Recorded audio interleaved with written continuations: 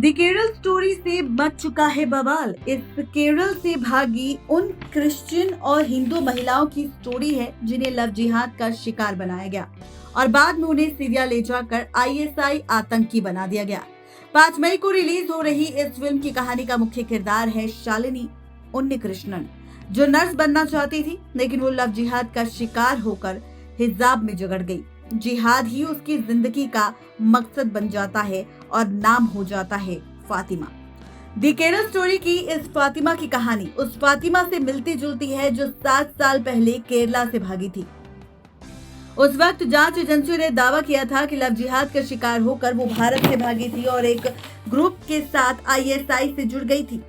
इस खास बात तो ये थी कि असली फातिमा की कहानी के तौर पर इस्लामिक धर्मापदेश जाकिर नाइक से जुड़े थे, जो बाद में भारत को छोड़कर मलेशिया भाग गई थी। फातिमा की पूरी कहानी समझने के लिए हमें 7 साल पीछे जाना होगा, यानी कि 2016 में। आपको बता दें कि जब उस वक्त आईएसआई का आतंक बढ़ रहा था, भारत से लोग इसमें भर्ती होने के लिए जा रहे थे। जांच एजेंसियां एक्टिव थी। इस बीच अचानक 21 लोगों के लापता होने की खबर सामने आई।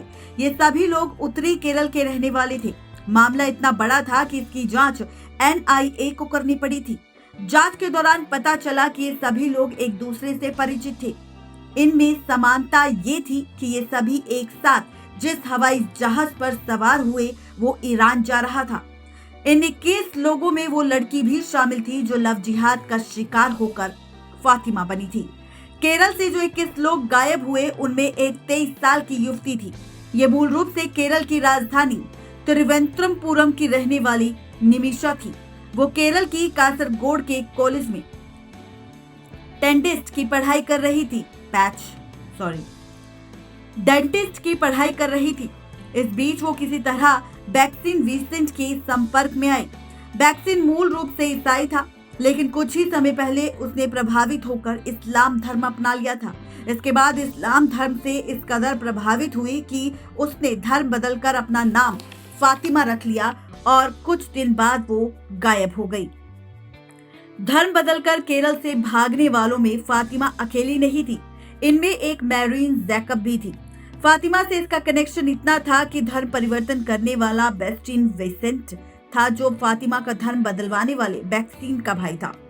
केरल से भागने से पहले मैरीन का नाम मरियम रखा गया था। इसके अलावा एक सोनिया भी धर्म परिवर्तन का शिकार हुई थी, जिसने अब्दुल रशीद से निकाह किया था और इसका नाम आयशा रखा गया था।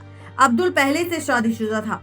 बाद में उसकी पहली पत्नी को केरल से भागते वक्त गिरफ्तार कर लिया गया था। केरल से 21 लोगों के गिरफ्तार होने की बात जब सामने आई थी, तब 7 जुलाई 2016 को जांच आगे बढ़ी और लड़कियों के गायब होने और धर्म परिवर्तन की खबर सामने आई। इस बीच पुलिस ने 28 जुलाई को अरशद कुरैशी और एक और शख्स रिजवान को गिरफ्तार किया। इन दोनों को मुंबई से गिरफ्तार किया गया था। ये कार्रवाई मेरिन जैकब और मरियम के भाई की ओर से लिखी गई थी। खबरों की मिली जानकारी के अनुसार अरशद कुरैशी जाकिर नाइक की संस्था इस्लामिक रिसर्च फेडरेशन से जुड़ा था। इस मामले में तीसरा आरोपी बेस्टिन विंस्टन था, जिसने मरियम से निकाह किया था। आरोप लगाया था कि तीनों ने जबरन मरियम का धर्मांतरण करवाया और उसे आईएस में शामिल करवाया। अरशद धर्म परिवर्तन कराने के मामले में काफी एक्टिव था।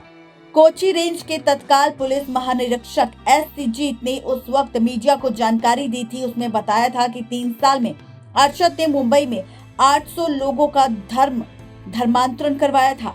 113 निकाह करवाए थे और इसके बाद केरल में हो रहे धर्म परिवर्तन में जाकिर नाइक की संस्था RIRF की भूमिका की जांच भी की गई थी। नेक्स्ट 9 लाइव की रिपोर्ट।